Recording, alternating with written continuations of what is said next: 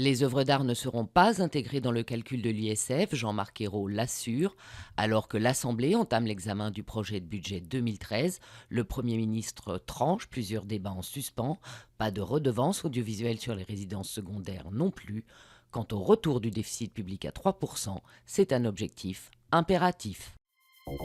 La crise à la CGT, ouverte par la succession de Bernard Thibault, serait-elle proche de son dénouement? Thierry Lepan, un ex-salarié de Moulinex, pourrait être adoubé ce mardi par la direction. Une personnalité consensuelle après des mois de psychodrame. La candidature de Nadine Prigent, proposée par le patron de la centrale, avait été rejetée. Une partie des fédérations soutenant Éric Aubin. Un pétrolier cassé en deux, 50 000 tonnes de fioul déversées en mer. En novembre 2002, le Prestige coulait au large de la Galice. Des milliers de kilomètres de côtes étaient pollués sur le littoral espagnol, portugais et français. 10 ans après, le procès de la plus grave marée noire qu'ait connue l'Espagne s'ouvre à la Corogne. Parmi les 4 accusés, le commandant grec du navire. Un simple passeport pour voyager à l'étranger, les Cubains en rêvaient depuis 50 ans.